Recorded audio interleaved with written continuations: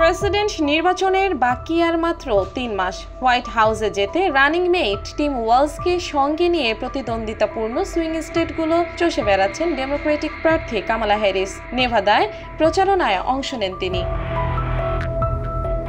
এদিকে প্রচারণা ছাড়াই অবশ্য ৩ প্রতিদ্বন্দ্বিতাপূর্ণ স্টেট উইসকনসিন, পেনসিলভেনিয়া ও মিশিগানে এগিয়ে কামালা হ্যারিস। ৫ থেকে ৯ আগস্ট নিউ ইয়র্ক টাইমস ও সিয়েনা কলেজ পরিচালিত জরিপ বলছে স্টেটগুলোয় ডোনাল্ড ট্রাম্পকে ৪ পয়েন্টে পেছনে ফেলেছেন কামালা হ্যারিস।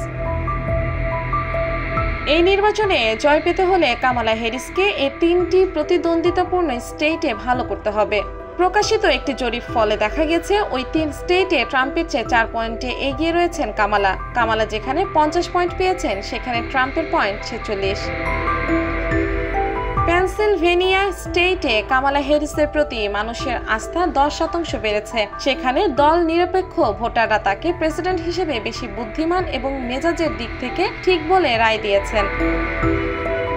হোয়াইট হাউসে থাকতে গেলে কামালা হ্যারিসের জন্য ৩টি স্টেটের ইলেকটোরাল কলেজ ভোটিং সিস্টেম গুরুত্বপূর্ণ। নানা বিষয় নিয়ে কামালার উপর রিপাবলিকানদের আক্রমণ সত্ত্বেও ডেমোক্রেটদের ব্যাপক সমর্থন পাচ্ছেন কামালা হ্যারিস। গত মে মাস থেকে ৩ স্টেটে তার জনপ্রিয়তা ২৭ পয়েন্ট বেড়েছে। তবে ডেমোক্রেটদের কাছে কামালাকে তার দেশকে নিয়ে লক্ষ্যের বিষয়টি আরো স্পষ্ট করতে হবে। এর আগে এক জরিপে দেখা গিয়েছিল নিবন্ধিত ভোটারদের মধ্যে ৬০% বলেছিলেন ট্রাম্পের স্পষ্ট লক্ষ্য রয়েছে, সেখানে কামালার ক্ষেত্রে এর হার ছিল ৫৩%।